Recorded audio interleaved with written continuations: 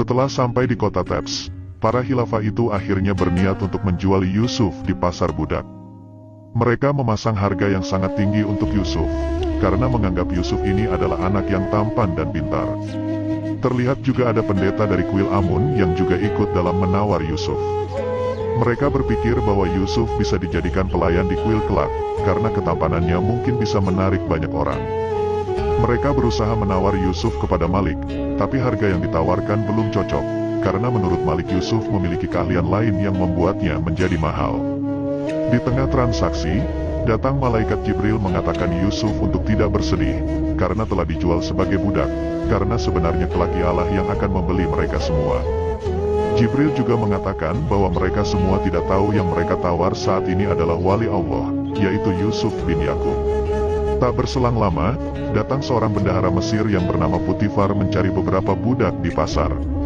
Setelah dia mendapatkan beberapa budak, dia melihat keramaian yang sedang terjadi yang membuatnya tertarik. Dia pun lalu ikut menawar Yusuf, karena dia sangat tertarik dengan ketampanannya. Para pendeta berpikir jika mereka tidak boleh kalah dari Putifar. Walaupun mereka menawarkan harga 10 kali lipat, tapi Putifar yang kaya raya menawarkan harga yang sangat tinggi, yang para pendeta tidak bisa lagi menawar, karena harganya sudah melampaui batas mereka.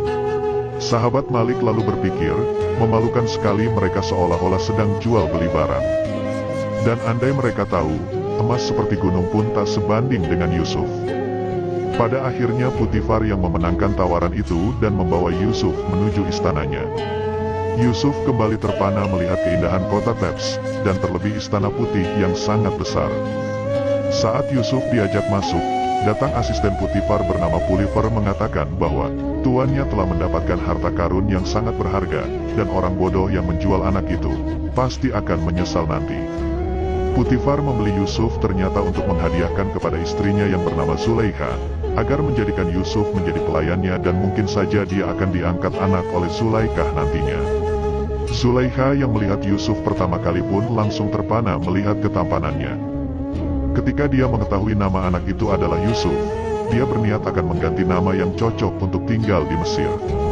Pulifer pun memberitahu nama Mesir yang mirip dengan Yusuf yaitu Yuzarsif.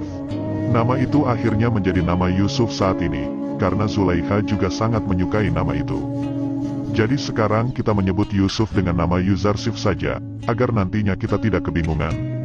Yuzarsif lalu ditunjukkan kamar tempat tinggalnya oleh Zulaikha, yang membuatnya merasa senang dan kembali berterima kasih kepada Allah, karena telah memberi karunia sebesar ini. Jibril lalu datang dan mengatakan kepada Yuzarsif, bahwa inilah yang Allah janjikan kepadanya. Dan nantinya dia akan diberi kedudukan yang tinggi, lalu Yuzarsif juga akan diajari ilmu takwil mimpi yang akan melebihi tafsir mimpi pendahulunya. Yuzarsif juga akan mendapatkan pengetahuan dan keahlian, tanpa seorang guru satupun. Sementara itu di rombongan khilafah, sahabat Malik kembali protes terhadap Malik karena telah menjual Yusuf. Dia bercerita tentang keanehan yang terjadi saat mereka bertemu Yusuf, mulai dari terjebak di dalam badai, sumur payau yang menjadi tawar, lalu menyembuhkan orang sakit. Membuat Malik berpikir bahwa itu adalah sebuah mukjizat, yang hanya bisa dilakukan oleh seorang nabi. Malik pun sangat menyesal karena berpikir akan untung, tapi dia malah merugi telah menjual wali Tuhan. Sahabat Malik juga mengatakan, bahwa sejak bertemu dengan Yusuf dia kini memilih Tuhan Yusuf, daripada Tuhan-Tuhan dia sebelumnya. Pada akhirnya mereka pun berusaha mengambil Yusuf kembali di istana Putifar. Mereka beralasan bahwa Putifar telah memberikan uang yang lebih, dan mereka akan berniat mengembalikan kelebihannya itu. Mengetahui hal itu, Yuzarsif merasa agak cemas di hadapan Zulaikha dan Putifar. Zulaikha pun menanyakan kepadanya, apakah kau tidak senang berada di sini? Yuzarsif menjawab bahwa dia sangat senang tinggal di sini, tapi dia merasa sedih dengan status budaknya itu. Tapi Zulaikha mengatakan bahwa dia tidak diperlakukan seperti budak sama sekali di istananya. Yuzarsif lalu menjawab pertanyaan Zulaikha itu, yang membuat Putifar merasa bahwa jawaban itu sangat cerdas. Tapi Zulaikha memperingatkan Yuzarsif, agar selalu menjaga lidahnya. Tak berselang lama datanglah Malik yang mengutarakan niatnya mengembalikan uang milik Putifar, dan juga meminta waktu untuk berbicara secara empat mata dengan Yusuf. Putifar pun mengizinkan dan mengatakan pada Zulaikha, bahwa penjual itu saja keberatan berpisah dengan Yuzarsif. Malik kembali lagi menanyakan asal-usul Yusuf yang sebenarnya, dan jika Yusuf tidak menjawab maka dia tidak akan pergi dari sana. Sebelum itu Yusuf menyuruh Malik untuk merahasiakannya dari siapapun. Pada akhirnya Yusuf pun mengaku bahwa dia adalah keturunan dari Nabi Ibrahim.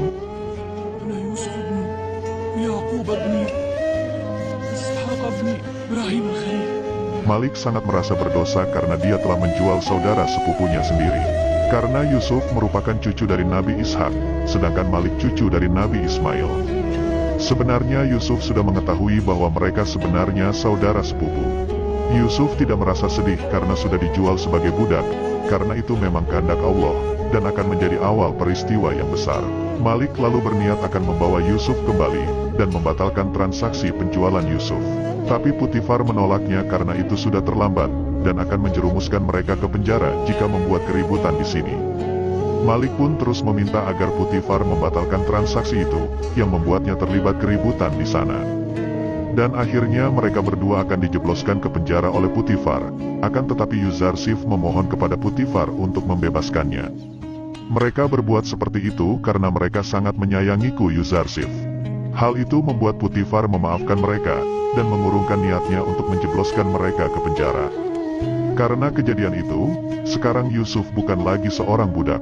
Karena semua uang Putifar yang diberikan kepada Malik, dikembalikan kepadanya. Zulaikha lalu mengatakan kepada Putifar untuk mendidik Yuzarsif sedikit demi sedikit, agar menjadi anak yang penurut dan bisa hormat kepada penguasa Mesir. Malik dan sahabatnya yang diusir pun berdebat di luar istana, karena Malik sudah kehilangan Yusuf sementara sahabatnya telah mendapatkan Tuhan dari Yusuf.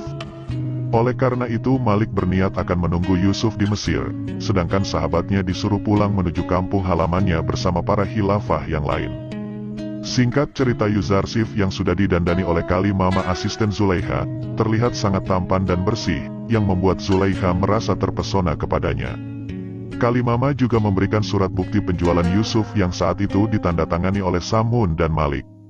Setelah Putifar dating, dia disuruh Zulaikha untuk mendidik dengan benar, agar bisa menjalankan kehidupan di dalam istana dan bersikap di hadapan para pembesar di Mesir. Kalimama memulai menghasut Zulaikha, jika Yuzarsif tidak mempunyai tata karma, karena tidak mau tunduk kepadanya. Tapi Zulaikha malah memuji Yuzarsif karena terlihat tampan menggunakan pakaian itu. Setelah itu Putifar mulai mengajak Yuzarsif berkeliling istana, dan menjelaskan semua ruangan-ruangan penting di sana. Mulai dari ruangan khusus bagi Putifar dan Zulaikha yang memiliki 7 pintu, dan jika pintu itu sudah ditutup semua, maka tidak akan ada yang bisa keluar. Karena kunci pintunya hanya dipegang oleh Zulaikha. Kemudian Putifar menunjukkan perpustakaan, dan juga ruang istirahat bagi Putifar.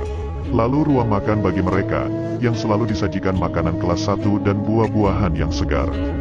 Setelah keluar istana, Yusuf ditunjukkan ruang para budak dan pelayan istana, di mana nantinya akan lebih sering mengunjungi tempat ini daripada tempat lain yang ada di istana. Selanjutnya Putifar menunjukkan ruang pembuatan kertas yang biasa untuk menulis warga Mesir.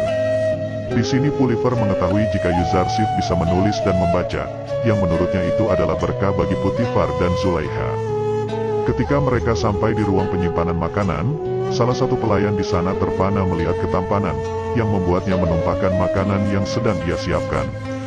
Di sana Putifar mengumumkan bahwa sekarang Yuzarsif akan membantu dalam membagikan makanan ke semua penghuni istana. Karena Yuzarsif adalah anak yang cerdas dan bisa menghitung makanan untuk setiap bagian masing-masing. Yang terakhir Putifar menunjukkan kuil Amun, di mana mereka menyimpan dewa-dewanya di dalam sana. Yuzarsif langsung menyindir bahwa dewa-dewa mereka ternyata membutuhkan tempat tinggal.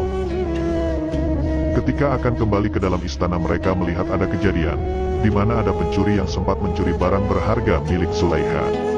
Tapi sang pencuri itu tidak mau mengakuinya, yang membuat salah satu pekerja di sana menjadi korban sang pencuri. Mereka berdua saling berargumen dan mengatakan bahwa mereka bukanlah seorang pencuri. Kemudian Yuzarsif memiliki cara untuk mengungkap siapa pencuri yang sebenarnya, dengan caranya sendiri.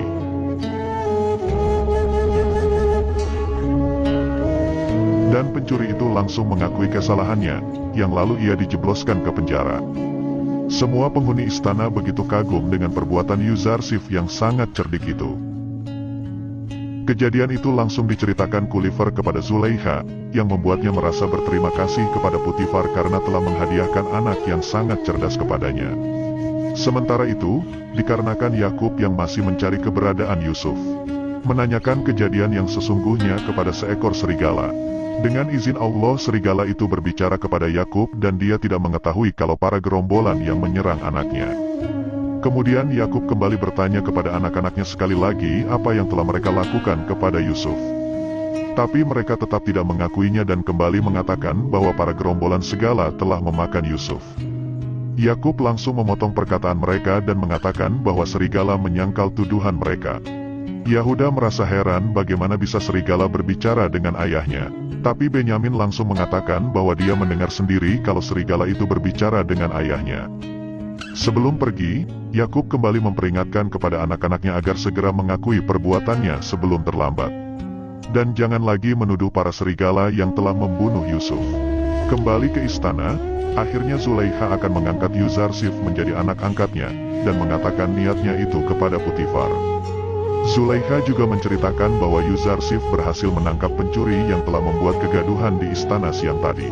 Keputusan Zulaikha itu tidak disetujui oleh asistennya Kalimama, karena itu adalah hal yang berlawanan dengan tradisi dan keyakinan penduduk Mesir, bahwa orang rendahan seperti Yuzarsif tidak sepadan dengan bangsawan seperti Zulaikha.